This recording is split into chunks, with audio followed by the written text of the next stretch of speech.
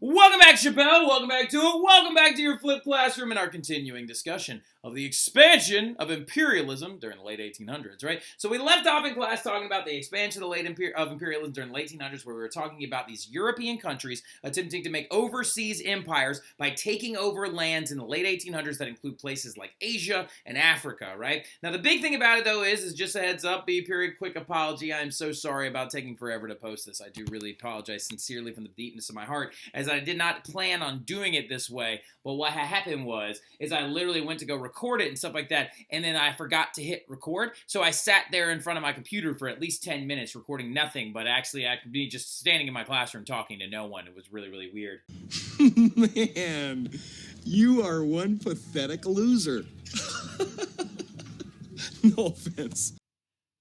Yeah, I deserve that, all right? So yeah, I was pretty pathetic in that moment. It's really weird whenever you're just like shouting at your computer and nothing's being recorded. But it's okay, it's not a big deal, because I always end up recording an even better one the second time around, right? But the big thing about it, though, is we left off in E period talking about these two concepts, right? Because we got cut off a little bit early. Some kids had to get dismissed early and stuff like that, because this whole shenanigans with the shell lot and all that stuff. But going into it, though, let's keep going exactly where we were, talking about the old imperialistic ideas with some new imperialistic ideas, right? And B period, if you already got this stuff, just skip ahead to the stuff that you need, okay? Now, going into it, though, okay, we left off talking about how, wait a minute, Mr. Terry, haven't we heard about this entire concept of Europeans taking over land that doesn't belong to them whatsoever? Yes, we have seen this before, right? And usually we refer to that part that we've already talked about as old imperialism, right? That's your 16th, 17th century Europeans going out and starting colonies, right? And colonies include things like Jamestown, Roanoke, and New Orleans, which are physical settlements, right? Where we're sending Europeans over there to live there, work there, and prosper there, and then also continue to expand this colony, right? If you look at places like Roanoke, Jamestown, New Orleans, right? New Orleans is no longer just the French Quarter. It is expanded and grown into this huge new American city, right? Well, the thing about it, though, is that we're going to talk about with new imperialism in the late 1800s is distinctly different, right? In late 1800s, or actually in the 18th and 19th century, you're going to see Europeans expand predominantly into places like India, China, and Africa, right? And they're not doing this with colonial settlements anymore. They're doing this with their military, right? They're sending their military there to actually take over areas in like that include Asia, China, and Africa,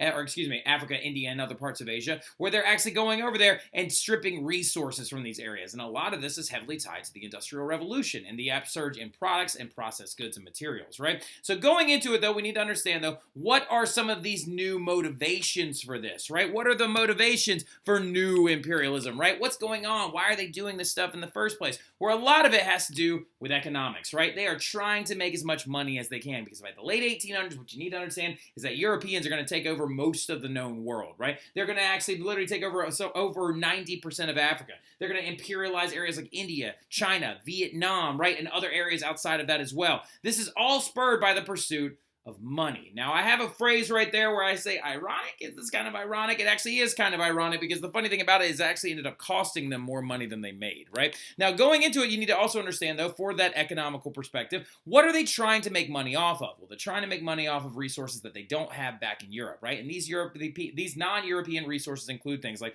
palm oil, right? Palm oil actually comes from like actually pressing palm fruit and getting the oil from the inside of it, right? And palm oil was used to actually lubricate factory machines and keep them from seizing up and stuff like that. Now, also another big one is going to be petroleum, because with the advent of automobiles later on and the need for gasoline is going to grow, right? Rubber is another big one as well that actually, I bet some of y'all didn't know this comes off trees, right? Like, so rubber is going to be really big when they start making things like tires out of them and stuff like that. All these things, though, cotton, iron, copper, gold, diamonds, they don't really exist in very large deposits in Europe, and some of these don't grow there at all. Example being palm oil and rubber, right?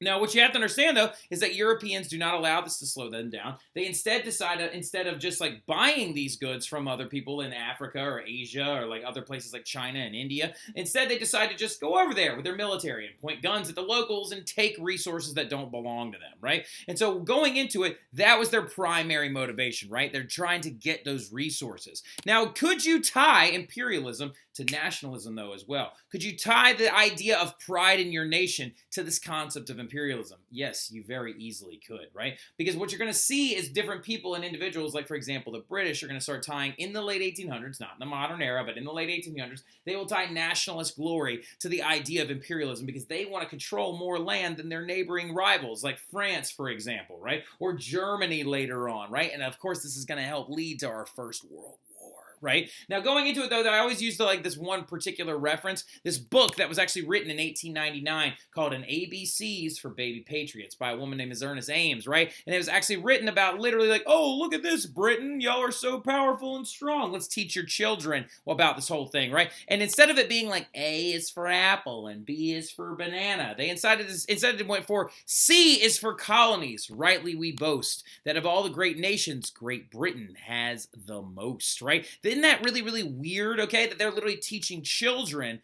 that Great Britain has taken over the most land in the world, right? And it's really creepy and odd that you're taking over all this land and then you're boasting about it and tying it to your nationalism, right? And then other smaller motivators also include religion, military outposts, and foreign markets, right? Religion, the idea of spreading Christianity to other uncharted areas, which they didn't really need it nor want it or ask about it. So like now, like, and also it's really actually not used as a motivator because actually when you really look at it, the Catholic Church and religion and Christianity did not push imperialism. What happened is the Europeans and later on leaders tried to use it as a reason to do the awful things that they were doing, even though when you really look at the church, they had no real involvement in pressing this stuff forward. And then also military outposts as well, and foreign markets are going to be really big as well. Foreign markets including literally like the fact that like they actually started processing goods and then selling it back to these people, right? Now, going into it as well that you have to understand is we're now moving into this concept, though, of why now, right? Why are we, like, now beginning to imperialize these areas by 1850, right? Why weren't you doing it earlier? What's been holding you up this whole time, Europe? Well, a lot of it has to do with the fact that post-industrial technology is going to be a major player in the principles of why they decide to go off and imperialize stuff now. So first and foremost, looking at the post-industrial technology, they begin to apply advents from the first industrial revolution and then apply it to things like weaponry. Like we already talked about this a little bit when we got into the Austro-Prussian War, right? And we discussed how muskets and musket balls and musket guns could only fire about 2 shots a minute if you were the best in the world, right? And then the Dreisen needle gun comes along underneath the Prussian advent. And the Prussians actually decide that, oh, let's make this a little bit different. Let's do a breech-loading weapon. Let's have a firing pin in there. Let's make it so you can fire close to like 6 shots a minute, right? And so like what you're seeing is these weapons are getting more and more advanced. Well, then there was no other gun that was quite as advanced as the very first automated gun known as the Maxim gun, right? The Maxim gun, which was developed in 1885 by a man by the name of Hiram Maxim, who was a British inventor, and created a gun that could actually be fully automatic and would use the expanding gases of every single shell to propel the firing pin back and then reload it on a spring, right? And these guns actually could fire not 1, not 2, not 3 rounds a minute, but 200 rounds a minute, right? 200 rounds a minute. And it was very easy to train someone to be an operator of that. Now, I want you to imagine you've got a Maxim gun and 1 soldier going up against a small army or a group of like people that only have shields made of wood, right? Or swords or bows and arrows. That thing will handily win that fight. Now, also, you got to like put in there as well, transportation is going to play a major factor in this also. New things like steamboats, factories, machines are going to play a very big thing because steamboats can now get you from Great Britain or France or Spain or Germany even, that now exists by 1871, all the way to places like Africa, India, China, Southeast Asia as well, so you can try to strip those resources and get a hold of palm oil and petroleum and yet again take things that rightfully do not belong to you and you should have left it alone. Now, going into it though, also you have to understand that there's one thing on there though, on that list that you need to highlight, circle, star, make it look like it's exploding, and it's that word right there. Quinine, right? Which is one of the biggest inventions of the late 1800s that is going to make it possible for these Europeans past 1850 to go off and start taking over these areas, okay? Quinine was a medicine derived from a plant in South America that the Incans had known about for hundreds of years, right? But they kind of got together and told each other like, hey, don't tell the Europeans about the plant that we have that makes it so we don't die from this disease, right? Because there's a disease that was running around out in these different areas because places like Africa, Southeast Asia, and South America have a very specific problem. These things known as mosquitoes, right? And mosquitoes carried a disease known as malaria, right? And malaria, when given to a European, would very easily kill them. But the thing about it is quinine medicine did not cure malaria, but it did cure the symptoms of it that could possibly kill you, right? The fever, the headache, the literal like fatigue that could end up sidelining somebody in the military. This quinine medicine actually ended up getting leaked out, and the Dutch started farming it in Southeast Asia and started producing it en masse. Now the Europeans had the ability to go off and go into areas that they were never actually charted, right? Things like deep interior Africa, and then also other areas in Southeast Asia as well, and even jungle climates, right?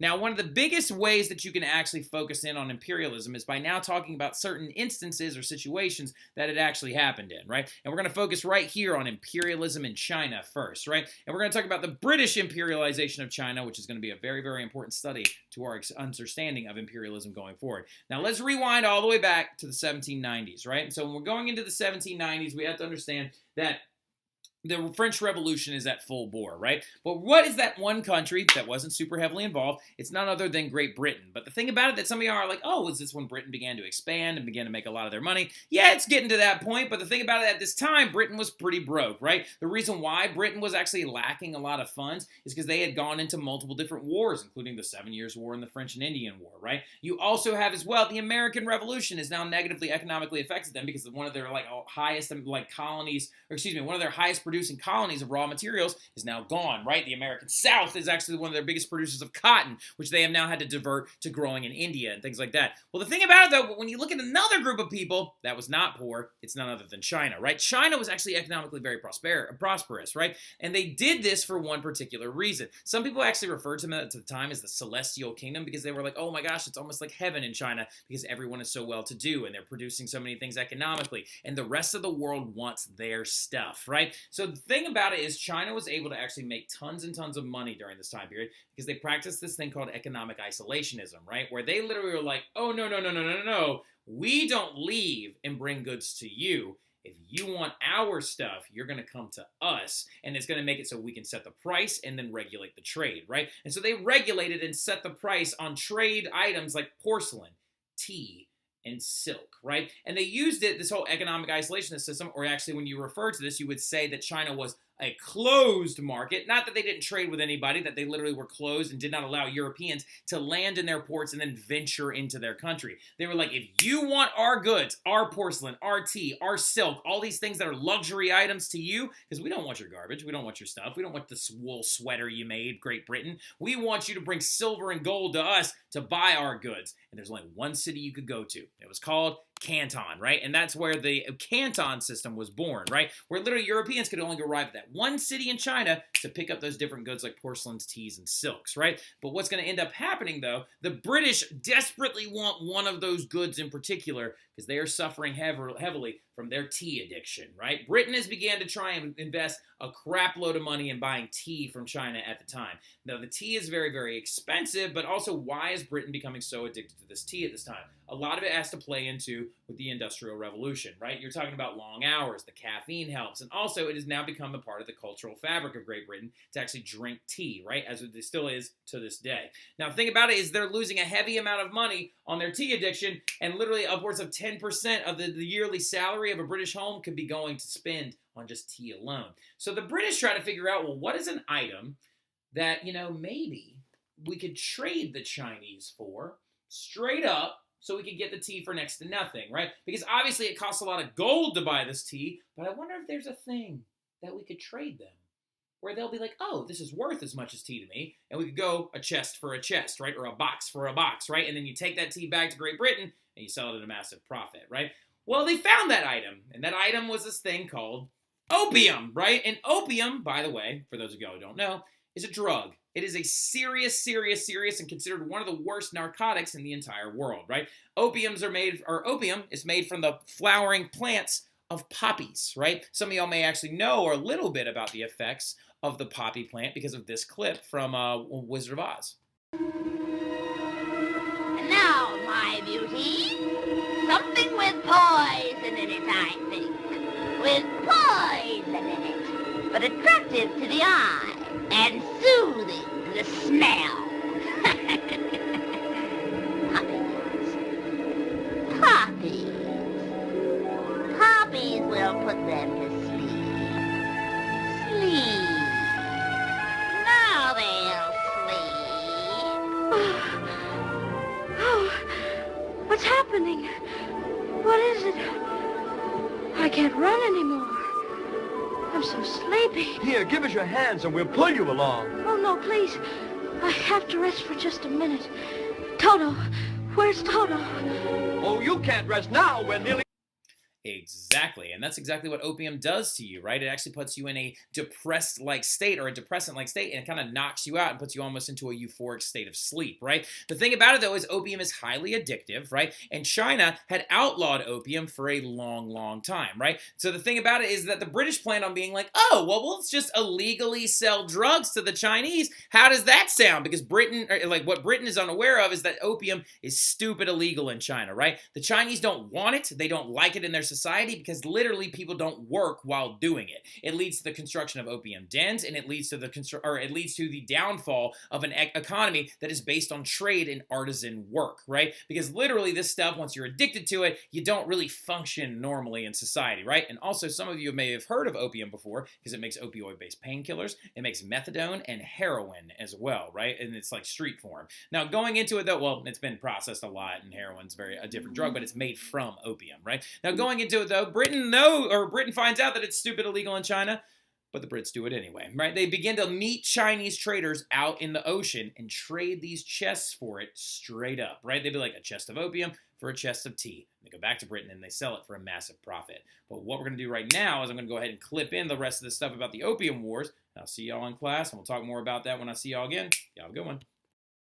Talking about how this is going to lead to a series of wars, right? Well, the reason why it leads to a series of wars is due to the fact that the Chinese government under the Qing dynasty at the time, right? The Qing dynasty had been getting weaker over the decades and things like that, and had also been in power for over 100 years. The thing about it, though, is that the Qing dynasty tried to actually bring an end to this, right? They hired a very, very educated set of admirals and customs officers to try and figure out how they were going to stop the illegal importation of opium through their ports, right? And through their closed system. Well, the thing about it is that they do realize, and they figured out very early where the opium was coming from. They knew the British were bringing it in illegally, but the biggest thing that they wanted to do was try to avoid war, and they wanted to just try and seize any illegal opium that they could find on these boats, right? So if they found any illegal chests of opium or any illegal deposits of it, they would take it out primarily, and they would usually bring it onto the beaches and destroy it, burn it, or throw it into the water, right? They would actually throw it over the docks into the water.